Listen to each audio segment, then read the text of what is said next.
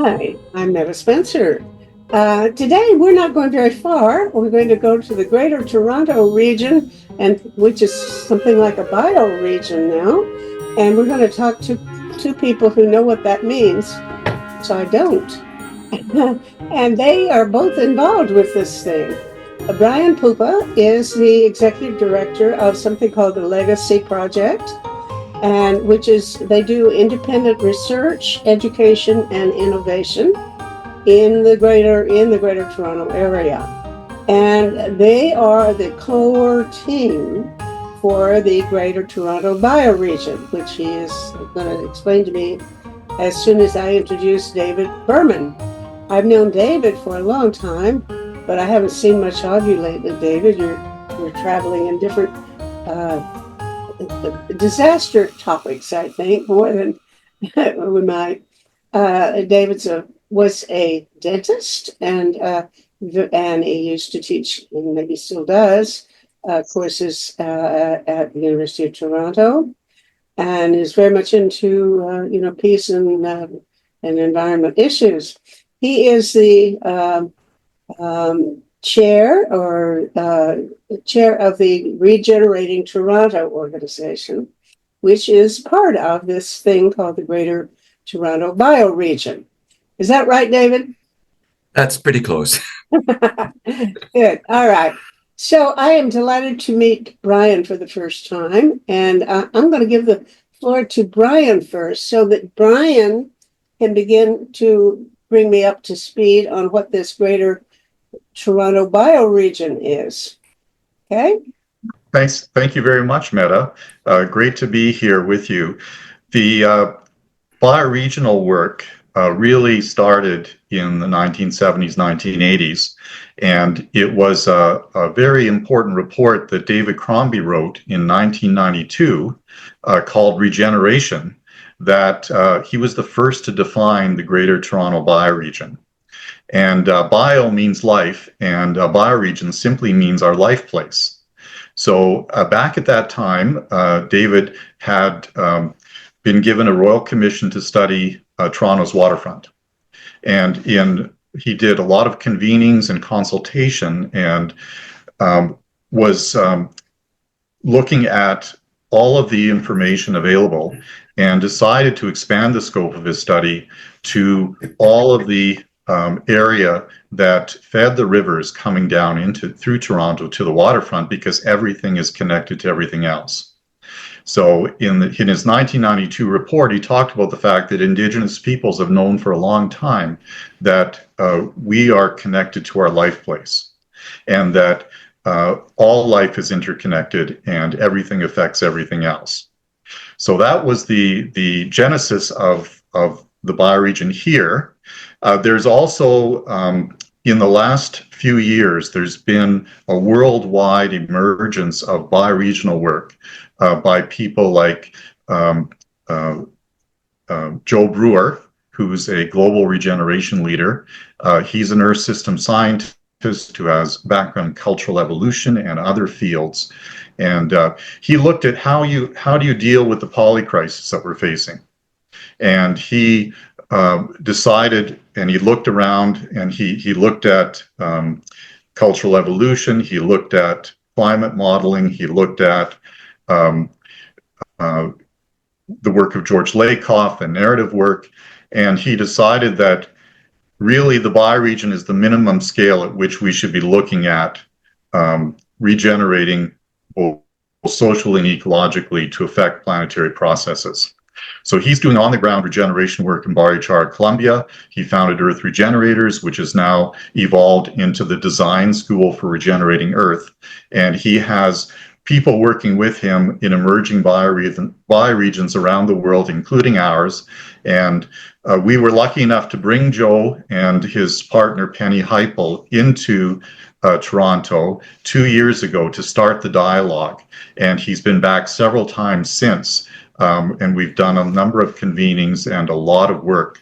So right now, the work is at a really important stage. How do you define what you're looking for when you're trying to identify a bioregion? Or is it something that you kind of imagine you see some things in common and it's all in your head? Can I just jump in here? Because Yeah. it's both geographical, geological, cultural, and ecological. So, for instance, the greater we see Takaranto because that's sort of an Iroquoian word that has been used, has become Toronto.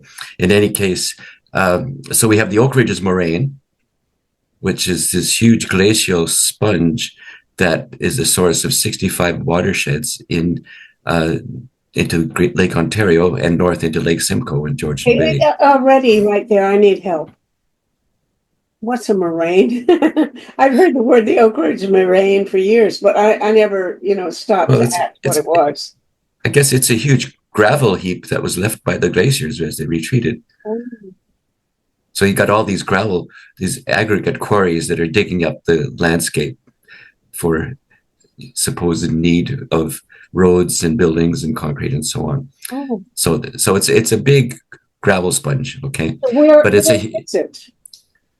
It extends from where would you say Ganaraska area, Brian? Goes from there at Lake Ontario going northwest to the escarpment. Oh, so this Oak Ridge Moraine is everything I can see. That's right. Oh. Yeah, the moraine is the height of land. If you're driving down the 400 and you come to about where Major Mackenzie or so, then you start to dip down towards the lake. So then that's the moraine. Or if you look at you're driving around, you see the welcome to the green belt. That's pretty much the moraine. If you want to place yourself geographically. The common characteristic is they have a lot of gravel pits. Is that it?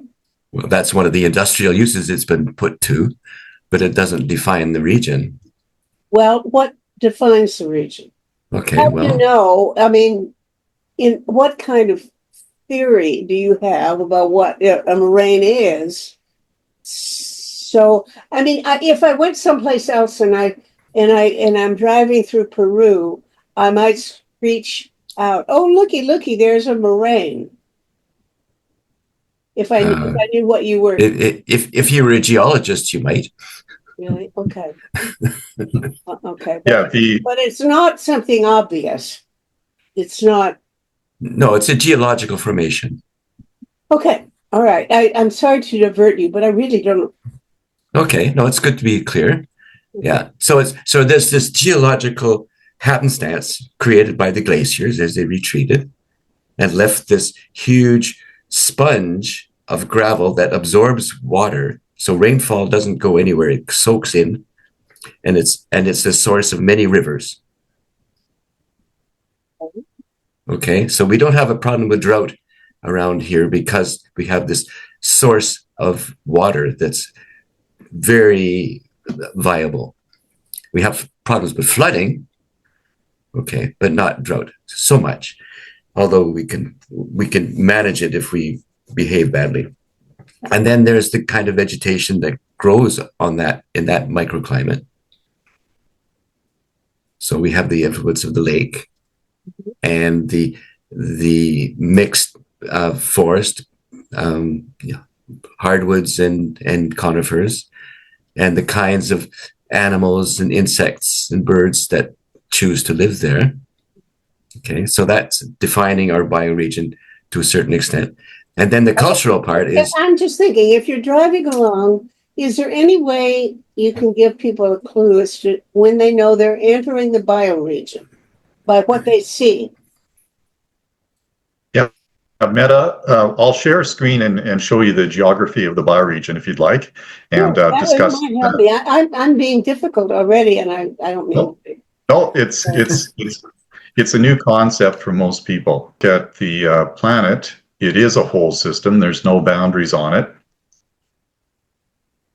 And then we live within the Great Lakes Basin. So this is all the watersheds around the Great Lakes Basin, and the GTB is indicated there in the darker color on the north shore of Lake Ontario and touches Lake Huron. The GTB is the entire colored thing.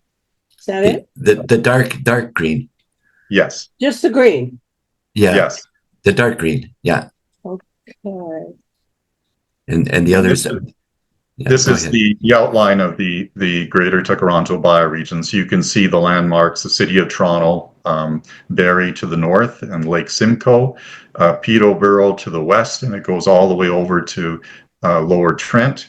And then on the west side, it encompasses the watershed of the Grand River, the Kitchener-Waterloo, Guelph area, and wrapping around to Niagara Falls.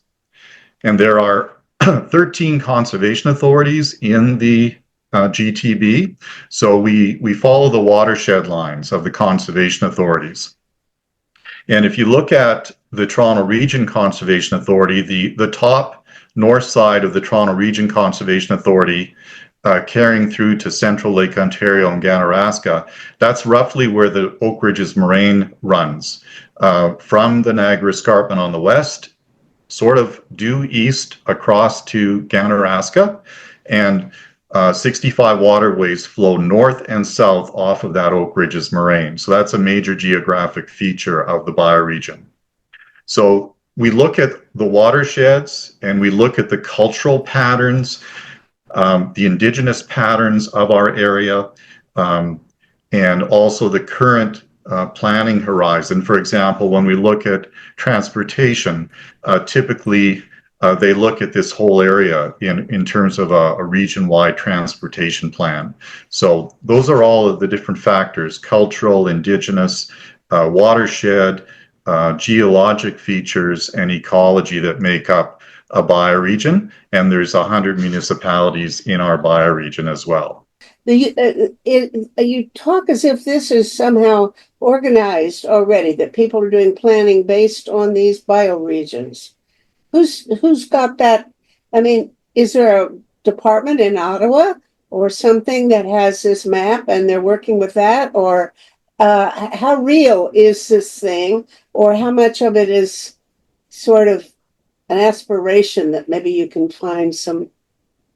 This is a brand new approach. It's not governmental. It's a brand new approach to taking a look at how do we regenerate our landscape, our ecology, our land, our waters, and how do we regenerate on the social side as well. So we're looking at everything, a whole systems approach to the polycrisis by looking at the bioregional scale. And the bioregional scale is something real. It's the land on which you stand. It's not an artificial boundary. It's dealing with what's real. And if we can get bioregions around the world regenerating and learning from each other, ultimately, if we get enough work done, we can affect planetary Earth systems processes. That's the work that Joe Brewer is doing with the Design School for Regenerating Earth, is helping all these bioregions that are emerging around the world learn from each other. Yeah, and there are many others. We have a group called R3.0, for instance, that is working with a bioregional level. The bioregional concept really comes from Dana Meadows, who was the lead author of the Club of Rome report of 1972, Limits to Growth. Okay, so she decided in 1983 that the bioregional concept was the organizing principle upon which we need to move. And the other thing is, I think we all know that we're witnessing the end of the world as we know it. You know, the assumptions. Pithy way to put it. But the assumptions that have led to the polycrisis are based on ideas of modernity that are 400 years old and reaching the end of their life. So we are in a situation of a world that's dying and a new world that's trying to be born. So we can give up and die, or we can regenerate what is being lost. And so the idea of regeneration is it's a principle that either we degrade life or we enhance life. We degenerate or regenerate.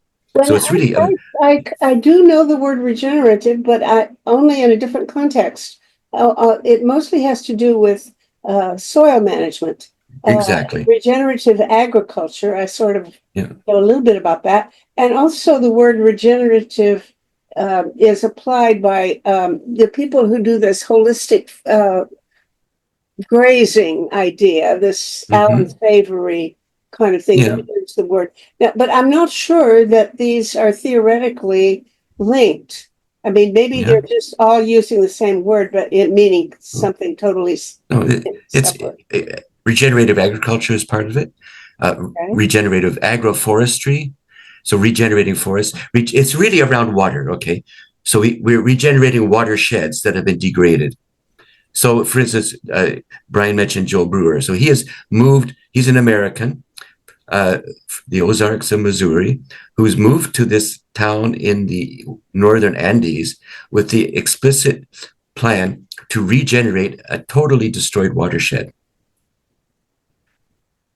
And doing that through, first of all, linking up the regenerative projects, the bioregional stuff that's already going on, without knowing that they may not even know about each other. So he's worked at a social level, getting projects to know about each other. This is what we're doing with Regenerating Toronto as well as part of our aim. But so when people know about each other, then they can start to work together towards a coherent plan. And the other part is we haven't talked about is bioregional finance. So being able to bring funds in to a living social, ecological, geological process. So it's yes, reforestation, because the land had been deforested, had been subjected to very bad industrial farming practices and killed the land, literally. So now this year-round river had become a seasonal trickle, which is mostly sewage from the town. Okay, so the key notion that we're aiming to discuss has to do with restoring soil by doing something to restore the watershed in a region, right? Yeah. And how do you restore a watershed? Okay, good question. That is the question. So you start by rain. If let's say if you're in a very arid area, okay, you've heard of permaculture, I'm sure. Yeah. Okay, the same concept. Okay, you build swales, you build water capture possibilities, facilities. So it could be swales, it could be ponds, it could be, but vegetation is an integral part of this. So you plant the kinds of trees that are local, plants, shrubs, grasses that are local to that area. They know, in other words, they know what to do. And then you plant trees that will capture rainfall or underwater moisture if it exists, underground moisture if it exists, and then that creates an environment for more vegetation and so on. You know, you've said that Toronto doesn't have a problem. We have plenty of watersheds. Yeah, so our issues are more around wetlands. Oh, okay. Preserving wetlands that are water filtration, okay, and preserving farmland. We have an issue of a quarter of the country, of the population of Canada is within this region. So imagine a few years of drought, followed by floods, followed by fires, and a disruption of the global supply chain, and what that would do to the supermarket shelves in Toronto. Yeah. Right. You can expect serious chaos. Mm-hmm. Meanwhile, we have a green belt, the largest in the world, around this city, which should be used for growing food locally, but instead it's built for soybean and corn for export in the market. Right. We have horse farms, we have sod farms, we have all these front lawns that are completely useless. Well, we can actually create a food shed. So there's a concept of watershed, food shed, and fiber shed, actually, where we can actually produce locally for local consumption if we think about it holistically, rather than simply what market forces will demand. The population of Canada with the Greenbelt? Within the greater Toronto region, within the bioregion. If you look at, there's 10 million people within this bioregion. That's a quarter of the population of Canada. That's a lot of people to feed. It is part of your ideology, if you'll excuse the word, that you want people to eat locally? Or I'd like people to survive. I really would like people to survive. good idea. I'm all for it. Right. And that's what it comes down to. Are we going to go extinct or are we going to thrive? I'm trying to figure out what the Toronto bioregion's worst problem is. You said the the wetlands. You need to elaborate on that for me. And then that we are using the land to produce things that are not needed here. But if we don't send our soybeans or whatever to wherever they are going, what about the people there? Would you say that everybody in the world could produce their own food locally or in their own bioregion? Or surely we're going to normally want bananas, you know? Possibly, although I think we'd survive without bananas. But I think that the assumptions of modernity. I don't know if you run across Vanessa Andreotti. Who? Vanessa Andreotti? Sounds like that. Okay. Hospicing Modernity is a very important book. Okay. She's actually the Dean of Education at UVic. Victoria in University of Victoria, BC. Okay. She's a high-powered academic. She's also Indigenous Brazilian and she's a radical thinker. So as an educator, about her thinking. She has the capacity to take concepts and reframe them in such a way that sets you back on your heels and, oh, that's what you mean. What do you want? What do I need to know about what she says? Well, that modernity is dying. And how do we hospice its death? In other words, the death of all our assumptions and all our institutions and all our ways of being in the so-called modern world, which all happen at the expense of somebody else. So all our comforts and conveniences we have here are at the expense of some people in the so-called less developed world. And it's an extractive paradigm, right? How do we move from extractivism to relationship, reciprocity? I mean, I'm taking a complex book. She spends the first 3 chapters of her book asking the reader, are you sure you want to read this book? Are you sure you won't be too traumatized by reading this? Okay. So it's a difficult thing to put into a few words, but I would leave it there and challenge the listeners to check it out. And they probably already know. The title is again? Hospicing Modernity. Hospicing means like getting people ready to die. Okay. Getting people ready to die with dignity, exactly. In the most comfortable and least traumatic way, precisely. Brian, are you a hospice manager? I don't know if I'd use that term. My background is as a systems design engineer, so I'm coming from that framework. However, we are in a slow process of decoherence, as some people call it, or collapse, as others call it. We're living way beyond the capacity of this planet, as you know. And it's a polycrisis. If you look at the planetary boundaries work, it's not just about climate. There's biodiversity loss, there's land system change, the ocean acidification, etc. There's multiple things happening at the same time that are going to challenge the way that we currently live.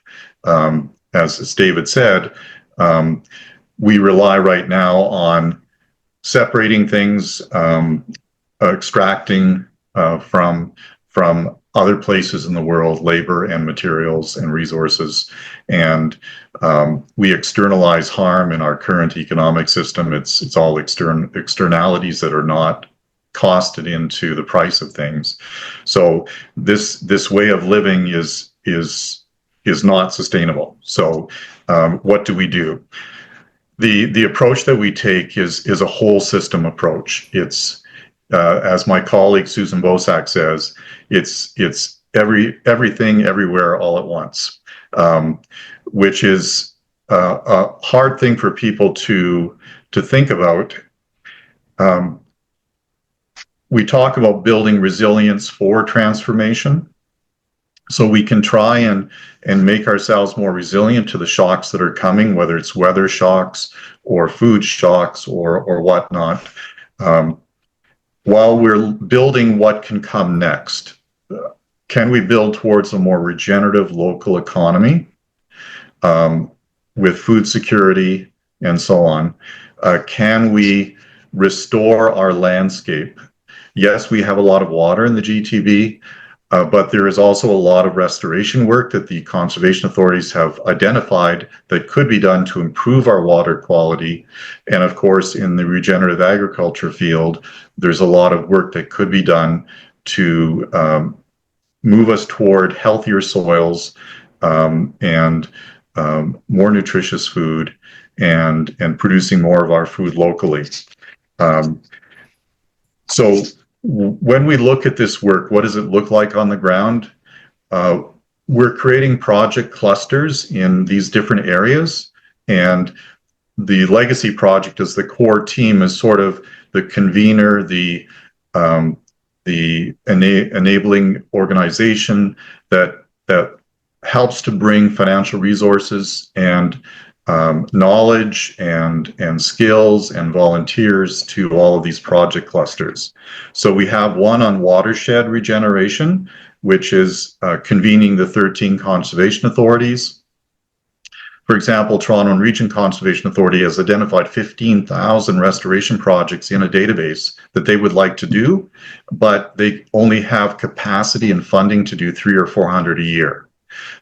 Similarly for other conservation authorities, how can we help them bring more resources, and how can we prioritize restoration work across the entire bioregion? Then we have one on regenerative economy.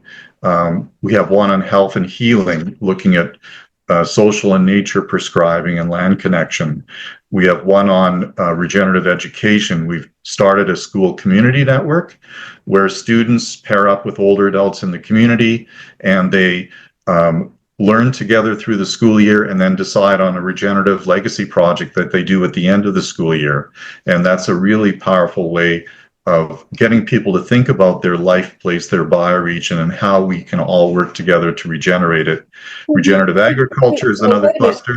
Could you give me an example of what school kids might do as a project? Sure. Yeah, one elementary school, we paired them up with the local horticultural society and the local residents association, and they decided to bring learning around growing food into the school, into the entire curriculum. So volunteers built raised planting beds in the schoolyard at no charge. The City of Markham provided free soil and other donations, and we had somebody coordinating, looking at all the ways that you could do lesson plans and curriculum around growing food, and they integrated into all the K-8 grades at the school. So it was a huge success there. Another school did a intergenerational mindfulness day in nature, where they brought in local older adults and they did mindfulness and they did nature connection for a whole day. Another school did the first GTB bioregional eco market at the Markham Museum last May, and we have another one coming up May 10th.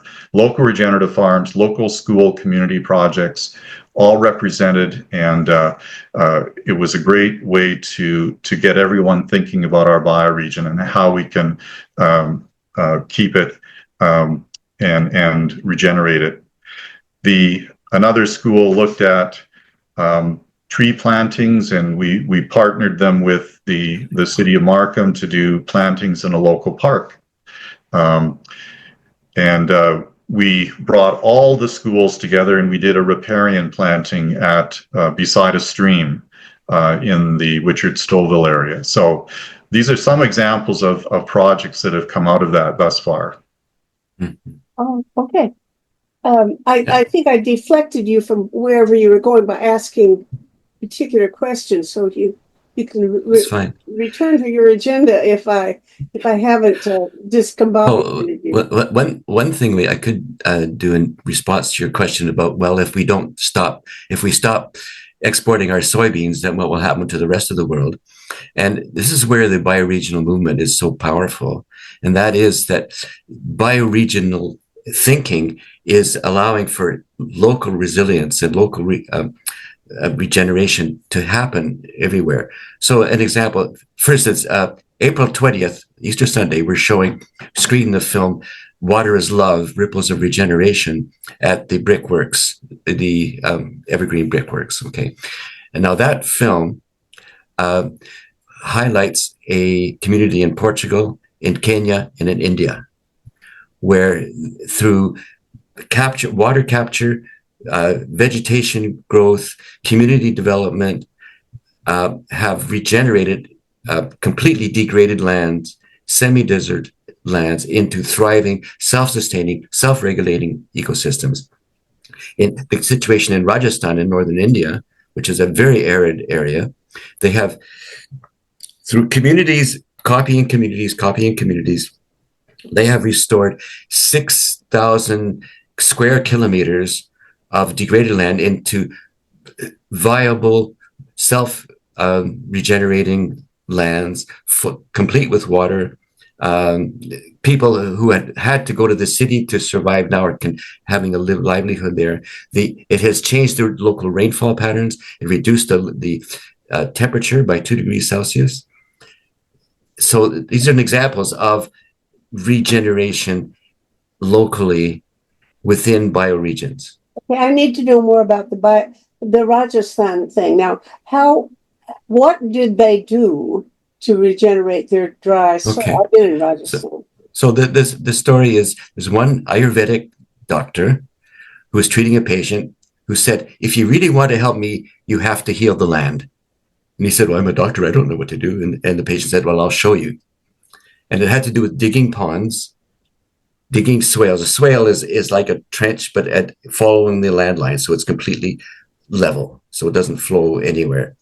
So when it rains, it stays. So the idea is you slow down the water cycle. So rather than when it rains, it all flows off, it takes the soil with it, it stays and percolates in. And then you plant vegetation that uses that moisture and retains it. So it's vegetation, water, land, consciously. So one community did it. The other community next door says, oh, we can do that. And so they did it.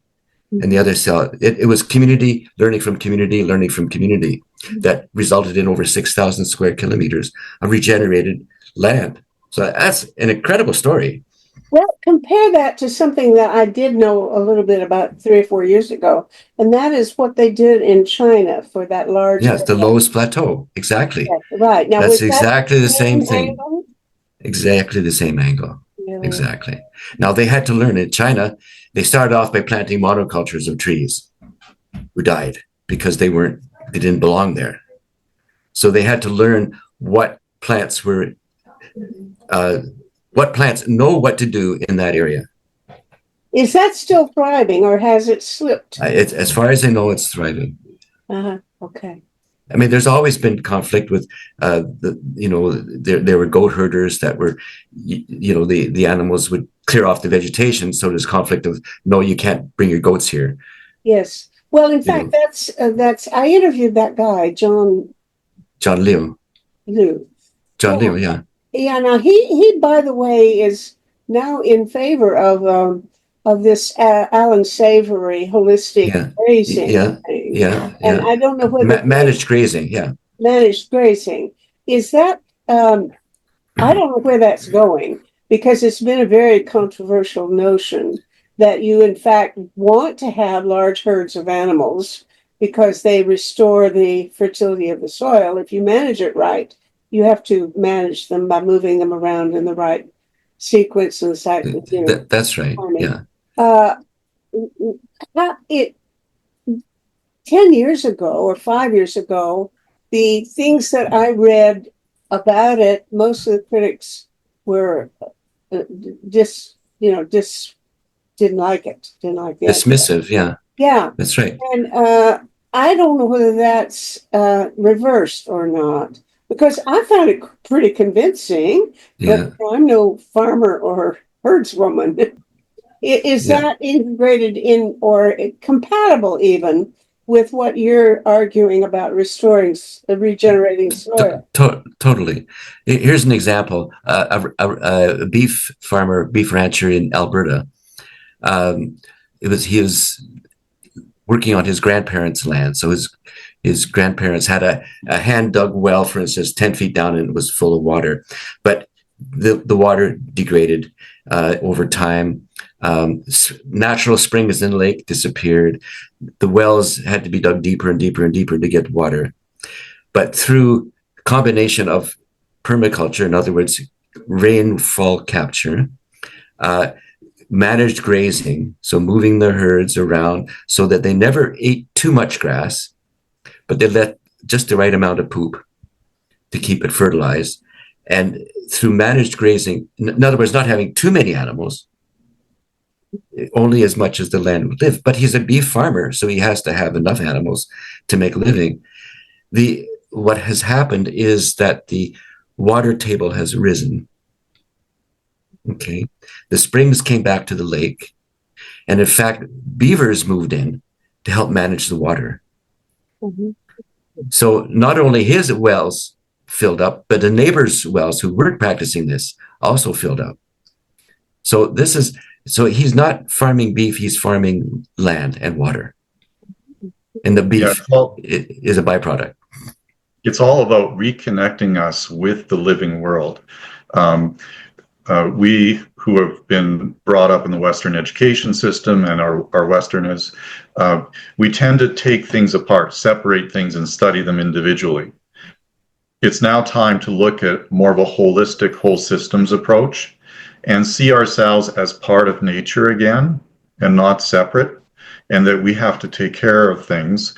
And as humans, unique ability to help the natural regenerative processes of nature along through the rotational grazing, so that we are more intelligently part of nature and working with nature and letting nature's natural regenerative capacity come to the forefront and to improve our water quality, bring back aquifers, etc., improve biodiversity over time. There's so much that we as humans can do, and that's what focusing on regeneration and whole systems does. Another big part of the work here in the GTB, a foundational part, is we're working closely with Dr. Dan Longboat at Trent University. He started the Indigenous Environmental Institute at Trent. He's Mohawk from Six Nations, and he talks about the fact that the river of life is in trouble, and we have a choice that we can continue to destroy life, or we can choose to regenerate life and support and affirm life. And we have to look at coming back into right relationship within ourselves, within our community, with our community, and with the natural world of which we are a part. And coming back into right relationship within natural law. Indigenous peoples talk about living within natural law, but really it's the law of physics, it's the laws of nature. Indigenous peoples intuitively knew all of that before we studied it in a Western way. And it only makes sense that we all have to live on the earth sustainably. We have to live within the laws of physics, the laws of nature. I think you mentioned wetlands as part of the issue for our bioregion. Yeah. And I'm not aware of any wetlands. So that's the problem, because there are many. Okay, here's an example. Okay, you may have heard of Duffins Creek. A few years ago, it was a big protest against the town of Pickering, who wanted to, Doug Ford wanted to have a minister's zoning order, MZO, to cut short the the approval process for a Amazon warehouse to go on this wetlands at Duffins Creek in Pickering. Well, okay, there was a group of a grade 8 class. Okay, I mean, it was a big protest all over, but I'll bring it down to these 13 to 14-year-old kids who was part of a school project to learn about Duffins Creek and what was going on. They studied it, they researched it, they talked to town councilors, they talked to the Mississauga, the Scugog First Nation, they talked to the TRCA. They did very meticulous research, and they came up and decided, no, this Duffins Creek wetland. Yeah. So these children, through their research, decided that destroying a wetland was not a good thing. And so they petitioned town council. They got input from the First Nation, who legally have to be consulted, and were not. Okay. The result was they finally got the town of Pickering, that had originally requested this MZO, to ask the province to rescind it. And they saved Duffins Creek, they saved the wetland. Okay. So as you may know, a wetland, a real wetland, or a real wetland, yeah. Yeah, I mean, you can wade in there and you sink in. Yeah, it's a swamp. I mean, some people call it a swamp, but it isn't. Or it is, but it's a very viable, very absolutely important aspect of retaining balance. Okay, it's absolutely essential. Now, Wetlands. economically, I would think that all the economic pressures would be to pave it over or build a high rise on it or something. That's what I mean. Any economic advantage to retaining wetlands? Flooding? Preventing flooding, that makes sense, but yeah. I mean, who would pay for that? You know, I mean, well, the people whose houses are flooded will pay for it. If they know that that's what they need to do to protect their houses. Well, they'll pay for it after it's flooded.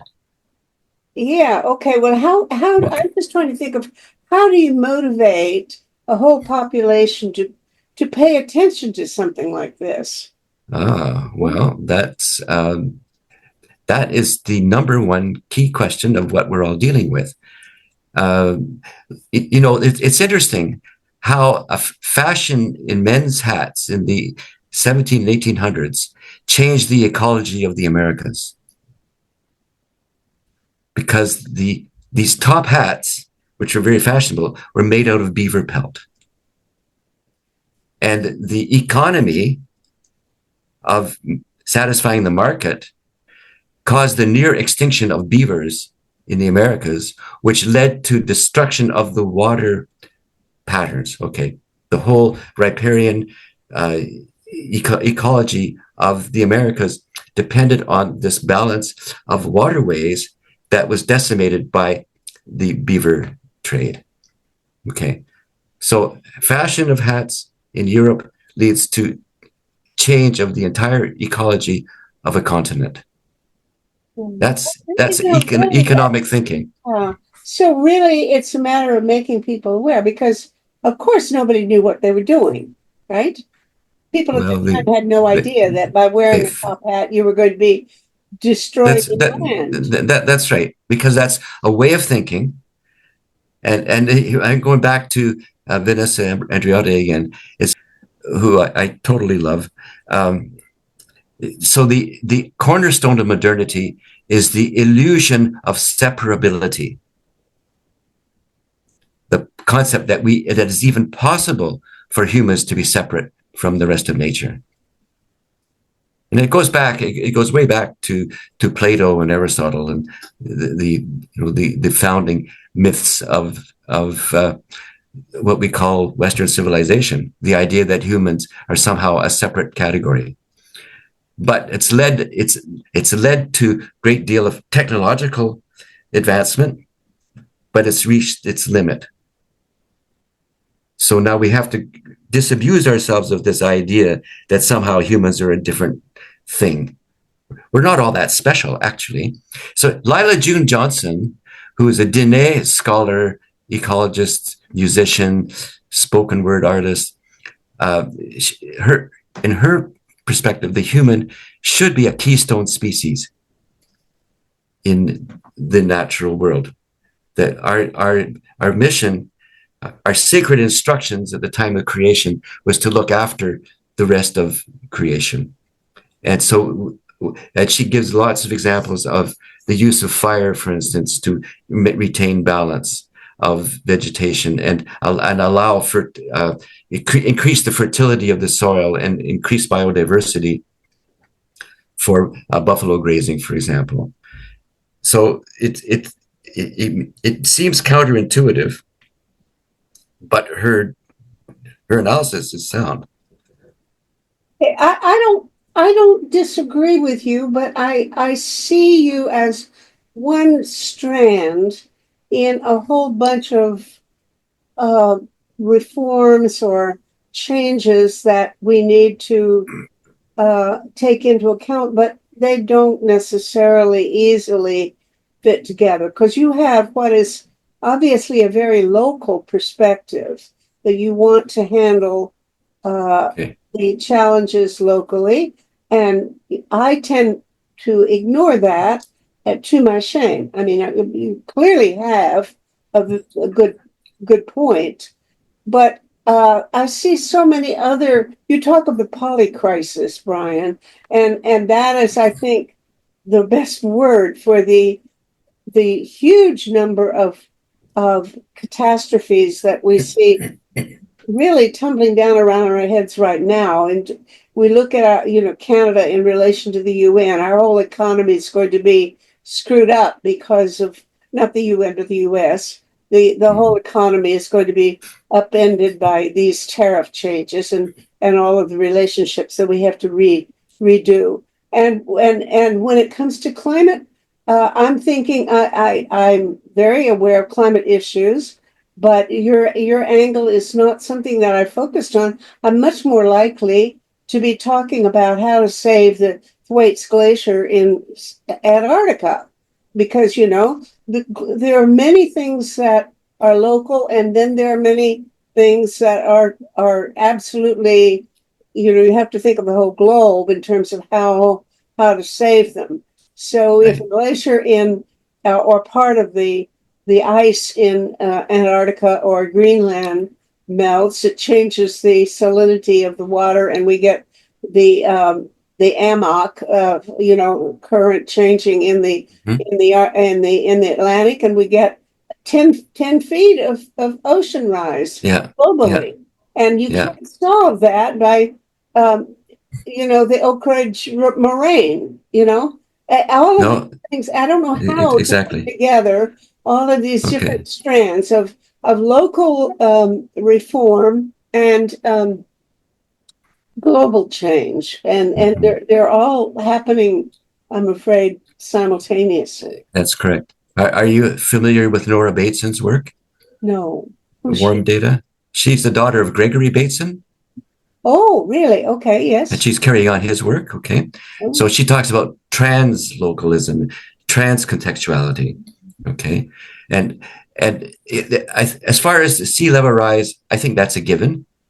Even Peter Fikowski, whom you introduced me to, talks about the inevitability of sea level rise. Okay, the glaciers are going. I think we're at the. I still hear a few people thinking of things that might be done, but right. So I think we have to assume collapse, assume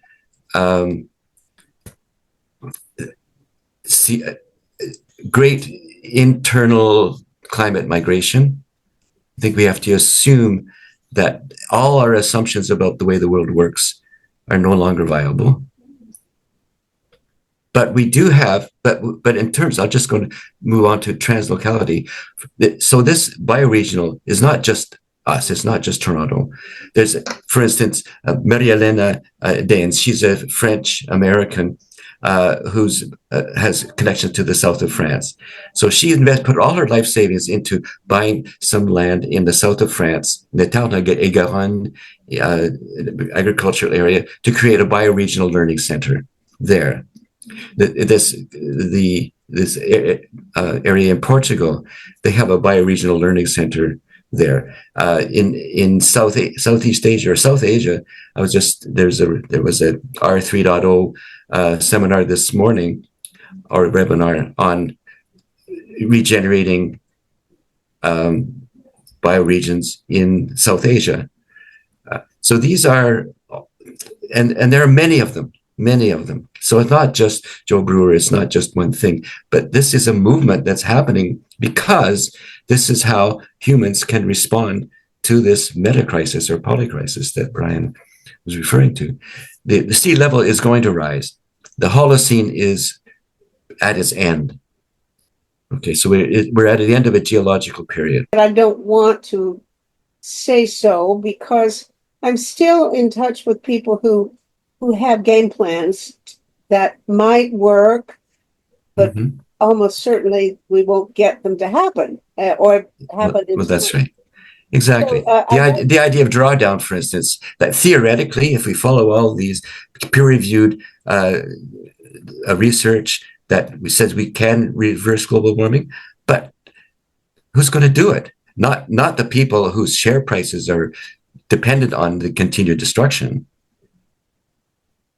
By the way, what's your connection with drawdown? Because, you and I were for 5 minutes very engaged with drawdown, and you continued a lot longer after I kind of lost, forgot what I was trying to do.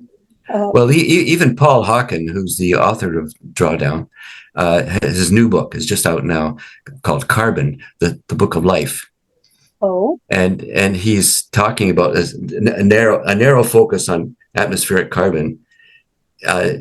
While necessary, is not the way to get there. You don't get there by hammering away at so many gigatons of carbon if we do this or do that. So it has to be a much more holistic, which is why he came out with Regeneration as his next book.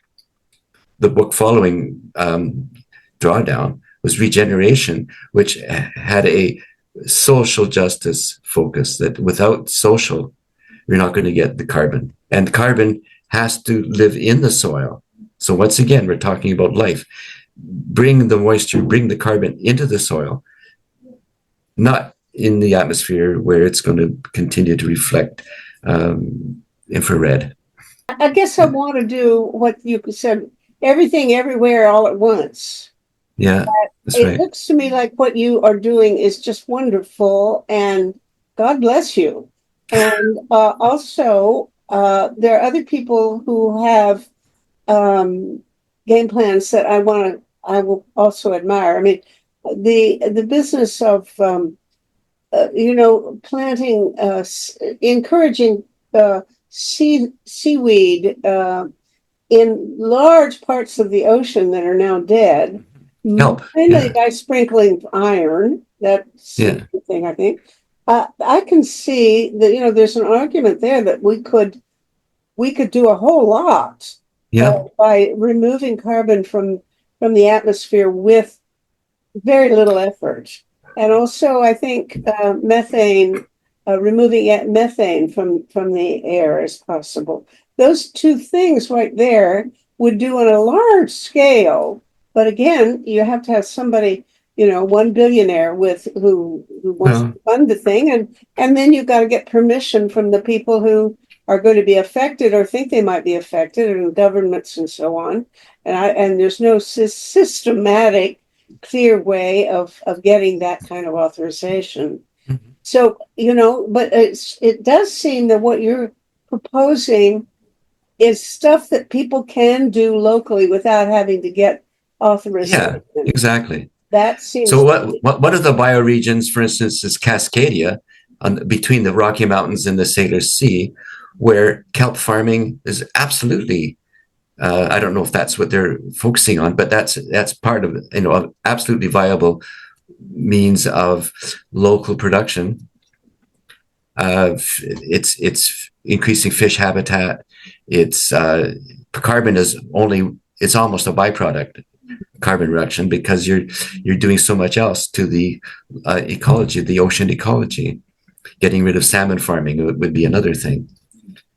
Okay, so you're not opposed to people doing big, uh, bigger, Well, global projects. kelp forests, but no, Help but us that, to, yeah, yeah, that's restoring, huge. even if Sure. you're going to not harvest the stuff, just planting it and producing Yeah. enough But nutrients in the water for them to yeah, yeah, survive. but kelp is also a great source of fertilizer. Yes, yes. Yeah. Okay. So, all right. So if you were giving our listeners one piece of advice, what is the one message? How can you give some advice of what I could do with my spare time to help your regenerative projects? Sure. Go Yeah. ahead. Go People ahead. can get involved with the whole system work that we're doing here in the GTV. And again, it's building resilience for transformation, building what can come next that lives more sustainably within the ecological limits of where we live, our life place, the bioregion here. And there are so many ways people can get involved, from the school community network, older adult mentors for the school teams, to encouraging more local vegetable growing if you have a backyard or front yard, or with local, there's a lot of work with the Toronto urban growers trying to encourage that on your balcony, getting involved with planting trees, getting involved in solar installations in homes and schools, so that there are those resilience hubs. If there is a power blackout, that there's a place for people to go to charge their cell phone, for example. Yeah. There's a whole host of things people can do. Yeah. Is there one? And I would say, just to add to that, know your watershed. Know the land that you're on. Learn what that local ecology is. So where I'm in the Humber River watershed, for instance, which is part of the Sacred Headwaters movement in the northwest of Toronto. So there's How are you better equipped knowing that you're in that watershed? well, I am, because I can care for it. I grew up by the Humber. It's a sacred place for me. This is a holy place.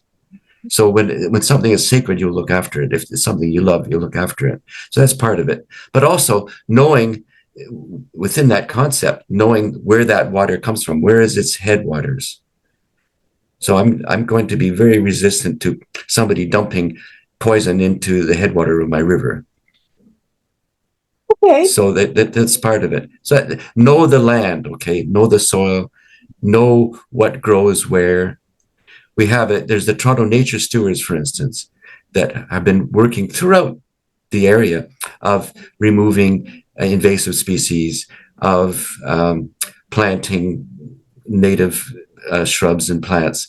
So anyone can be part of the Toronto Nature Stewards. Nature steward. I don't know how hopeful to be. It does, as you say, the signs are not favorable, but what you're doing is very favorable. So bless you. Thank you both. It's connecting to what's real, which is your life place, where you live, the land under your feet. And this is a 200 to 500 year project. This is not a quick fix. Okay, so we're not looking at solutions, we're looking at direction. Thank you. And we don't know what's coming next. We cannot know. You know, when medieval society collapsed, nobody knew that there was going to be a renaissance or a scientific revolution. Nobody knew. They could not know, and nor can we. Thank you. Bye, guys. Thank you very much, Meta. It's great talking with you both this afternoon. I agree. I've enjoyed it very much.